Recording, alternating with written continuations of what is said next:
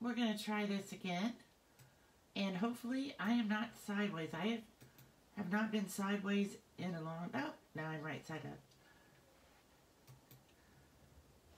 I am Debbie Broughton, your Stampin' Up! Demonstrator from St. Robert, Missouri. I'm here tonight to show you how to make 3 cards. But first I wanted to show you about my online class that is going to be on April the 9th. So if you put a $40 order in before March 31st and use this hostess code, we will have a free online class on April the 9th, and you will receive a packet to make the 3 cards and a post-it note holder. You will not receive any stamped images, but I try to make these cards so they'll still go together and you just have to find the greetings. So, if you would like to come to the class, put in an order, use the hostess code, I'll mail you the stuff. So let me show you what we're going to be making. We're going to be making this pop-up card. And so it sits like this. I know it's kind of hard to see on the camera. I've been playing with this a lot, so it doesn't sit, but it will sit up like that, and then it will fold so that you can fit it into a regular envelope. And then we'll be making this card with the Roko Rose, which is retiring, and Petal Pink, and some Very Vanilla. And it's just a cute little butterfly. It has 2 butterflies here. They kind of come together. So that one. Then we have this double fold peekaboo card, which I kind of like. So you get it like this, and then when you open it, a butterfly appears in the circle. So this one is easy to make once you have the pieces cut and scored correctly. I'm going to fix this just a little bit because I'm just a little bit crooked. And then this is the post-it note holder. Now I haven't gotten to the store yet to get the regular color post-it notes, the light yellow ones, but that's what you will receive. And then it just says, you'll have to use your own words for this, but it's just a quick little gift that maybe if you needed something for a secret sister or just a little gift to say thank you, it's a nice thing to have. So those are for my online class, April 9th. If you have any questions, you can message me or you can comment below, and I will get back with you. But let's start. I've been gone. My grandchildren had spring break, so I took the week, a little longer than a week, to go to Indiana to visit my son and his family and my daughter, my other daughter. So that's where I've been. So here's my first card that we're going to make tonight. I thought this would be a good anniversary card. Maybe a wedding shower card or a wedding card. And it just has some pretty colors and it kind of looks vintage. So let's get started. I'm going to take everything out of my basket here that we're going to need. There's a lot of different pieces to this one, so I might not take everything out or I'll end up forgetting where I put it. So I'm going to set that over there. So we're going to start out with crumb cake, the regular size. Hi, Shar from Wisconsin. Thank you for sharing the video. Okay, so this is just a regular base, 4 1/4 by 5 1/2. Now, in order to get this, we're going to use the new embossing folder, which is the textured paint one. And what I'm going to do is put a little bit of ink in there to kind of give it a distressed look. So, I just took my crumb cake ink pad and wiped it across here in some spots. I didn't want it to get too dark or have too much ink, so I kind of just try to hit the highlights. Then I'm going to place my piece of crumb cake in the embossing folder, and I'm going to run it over to my regular size cut emboss machine, and I'll be right back.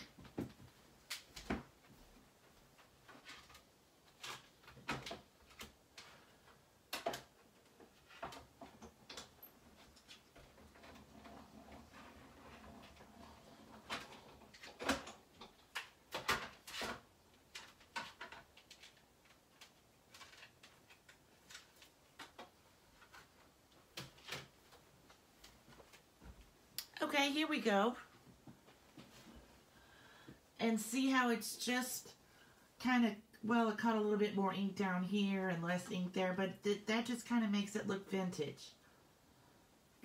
So I have that ready, and it's going to go on this petal pink piece, and then onto the card. So now let's start making the pieces that go on the card. I love that folder too. It just has so much texture and everything, and I use it a lot. It's so much easier than crumpling up your paper like we used to do. So now I'm going to work on the love and the always. Let me get out the pieces here. This comes from the Always and Forever set. And the dies that match it.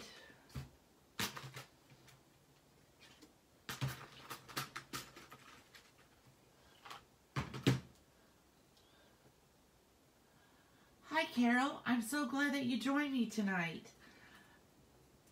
Oh, now look, see, a couple of weeks ago I did the new Gilded Leafing, and I still have Gilded Leafing shows up in different places all the time. It must have been in my basket. And now I'm going to have it on my nail. Okay.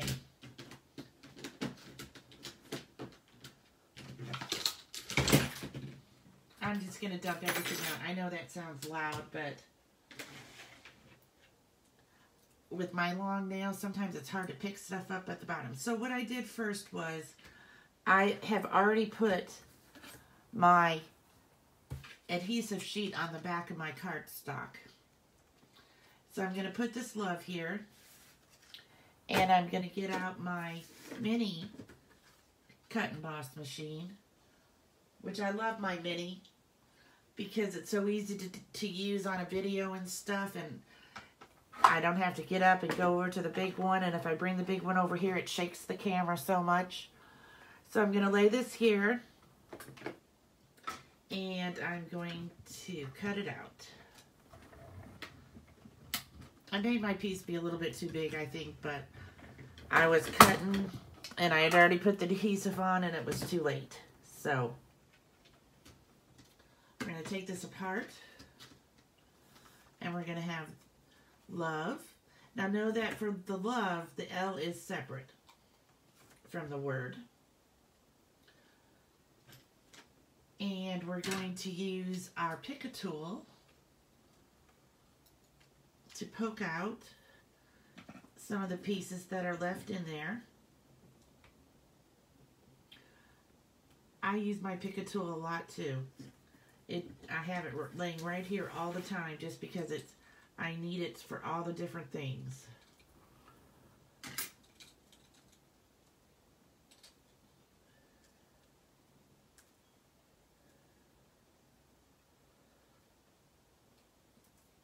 Okay, so there's the love, and we're finished with that. So let me just put that away so it doesn't get in the way. I'm going to move this over here. We're going to bring back the machine, and we're going to do the always.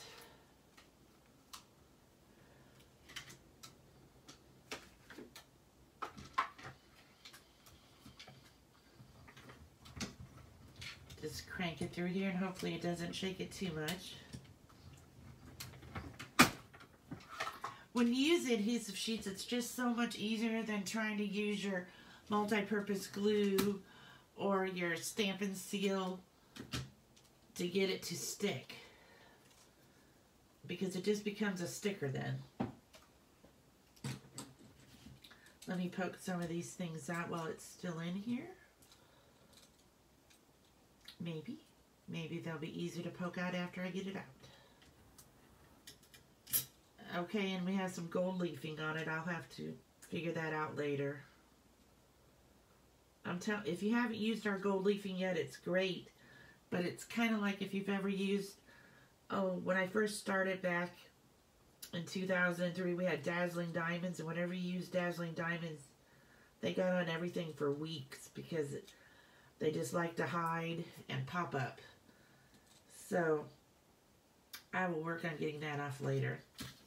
The next thing we're going to do is make the, I don't know if you can see this, but the words are kind of like on another piece of crumb cake to make like a shadow behind them.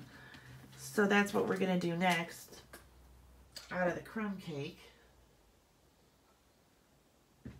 I want to be sure I don't set my machine on my words.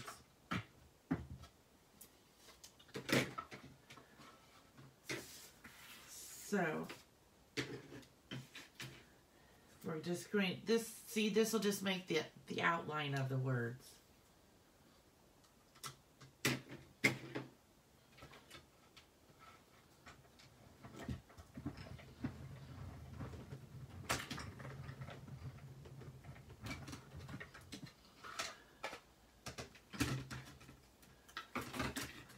One outline finished. Oh, I must have got some of the adhesive on my plate.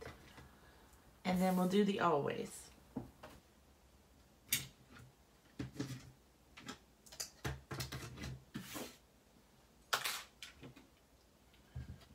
I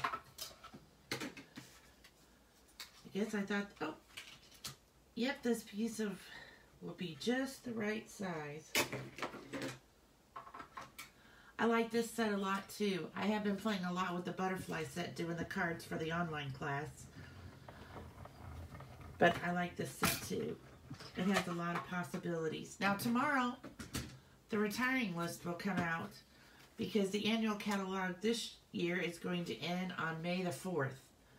So we will get the retiring list tomorrow. So I'm anxious to see what's leaving. I know for sure the 5 in colors are leaving, which would be Rocco Rose, Seaside Spray, Pretty Peacock, Rocco Rose, and Purple Posy. Those are the in colors that after May the 4th will no longer be available. And tomorrow, demonstrators will be able to see the new in colors, which is always an exciting time of the year. So let me put that away. So now we're going to get out our shadow and our word. So this is always. And we're just going to carefully peel off the white backing. And you just want to do this slowly so you don't tear any of your letters.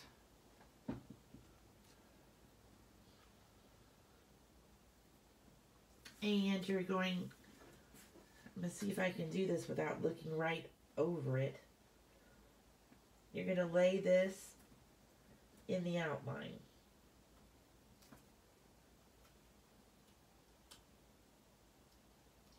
When I did this earlier, I ended up with sticky from the adhesive sheet all over my nails. I don't know how I managed to do that, but I did better this time. Okay, so there's the always. And now we're going to do the love, which first we're going to do the L.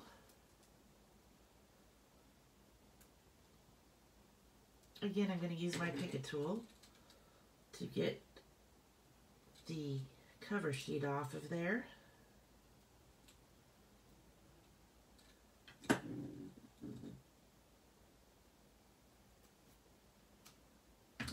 that up there for right now. Now we're going to fit this L right on the background, right where it should go. These are very easy to do. It might look a little difficult because I'm not being able to hold it up and look right over it to put them on, but they are so easy to line up. We're going to take off the backing again on the rest of the word.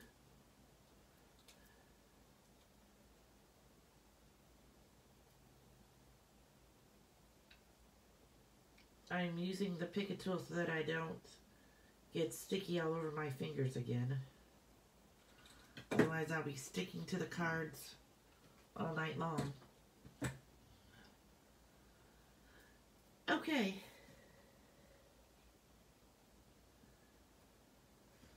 Then we're just going to line this love up here. There we go. Okay.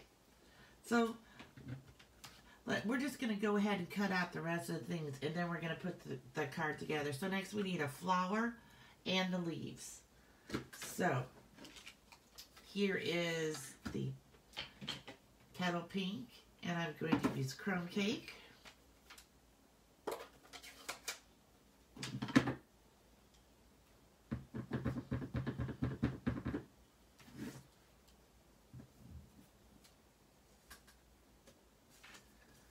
You know what I forgot? I like to put a little cushion underneath when I'm using my photopolymers. So let me try that again with a little cushion. I find that they stamp better for me with a little... This is our craft mat that I have other things too, but the craft mat works great. See, it gives you a much better, for me, a much better picture there, our stamped image.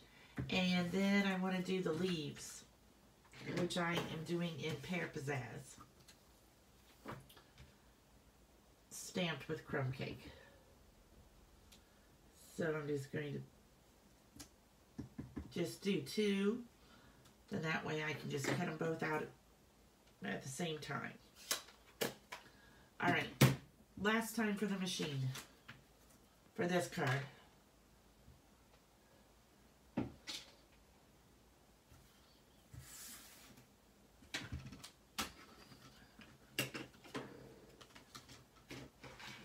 I'm going to line up the flower die. Now sometimes I use a post-it note to hold it here in place, or a piece of painter's tape, but I'm just going to go for it tonight because these are pretty little, so they should work out pretty good.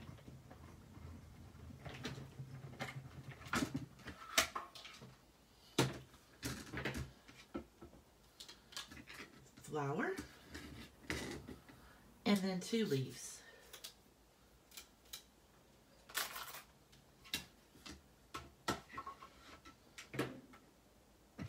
I'm going to tell you usually what happens when I do these things. It's always the teeny weeny dies, like the leaf die, that I lose in this mess on the desk. I'll always find them after I finish my video, but I don't see them right now, so what I'm going to do is I'm just going to, they're so little, they're going to be easy to trim out.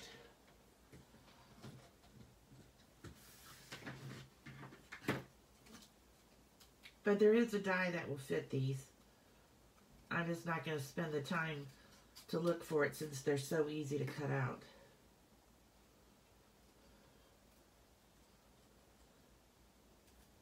It probably fell on the floor when I was dumping things out of the basket.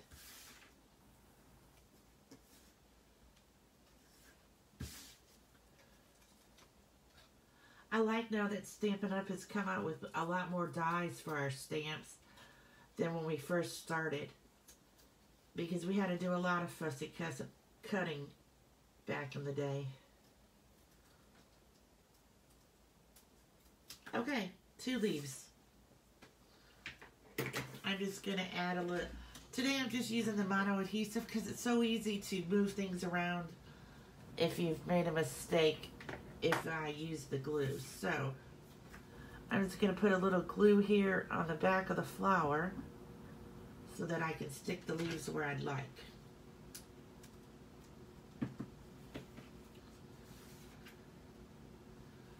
think I'm going to put this one here. And this one maybe. I love my nails, but sometimes when you're paper crafting, nails are not the easiest thing to work with. And if you notice, my granddaughter, who's 6, picked out this nail polish and it changes color. When we first started this video, if you notice, they were blue. Now they're starting to turn white and blue because when you get hotter, they turn white and then they become like an ombre color. She just thought that looked so great when she was picking out colors for me at the nail salon. So we're going to add this flower. I popped it up with a dimensional.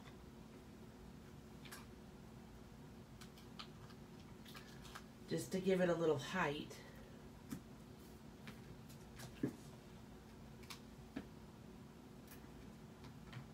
And I'm going to put it up here in this corner. And then I'm going to add a little mono adhesive to the love.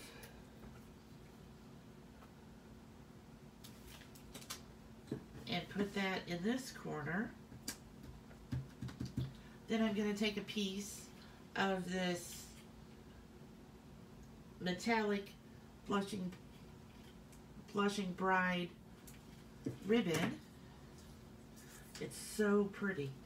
And the gold in it kind of goes with the crumb cake on the card. I just bought a new pair of snips, and these are now going to be my ribbon snips, because I've had my other pair for maybe like 6 or 7 years, and they're just getting to be a pair of scissors you can use for cardstock and DSP, but not ribbon. So I'm going to try my best to remember. The one with the cap on it is my ribbon scissors.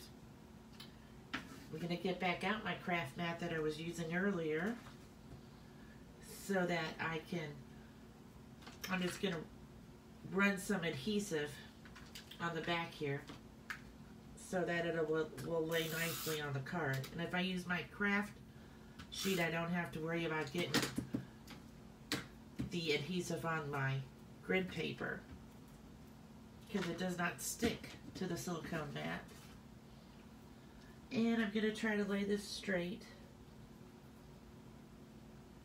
across here.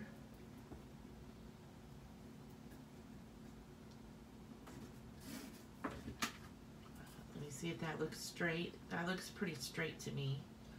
And then I'm going to bend back the little ends. Well, maybe I need to put a little adhesive back here. Just a little glue for it. It's being stubborn.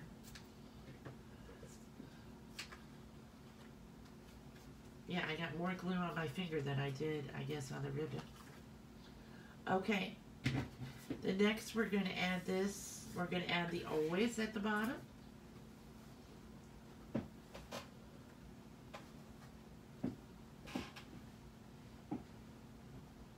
After I drop it on the floor.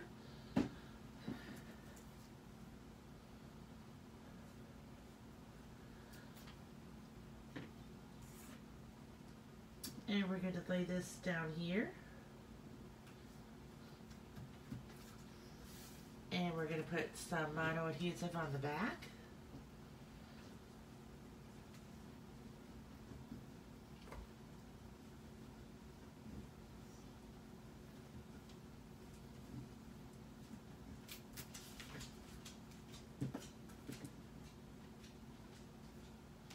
And we're going to add this to the petal pink.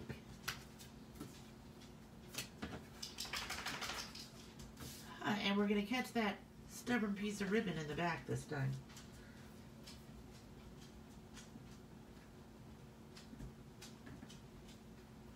I made the petal pink be just 1/8 of an inch larger than the crumb cakes, so you don't have very much of a border. That's why I like to use the mono adhesive, because you can kind of move it around after you get it on there. Okay, so now it's ready to put onto our card base.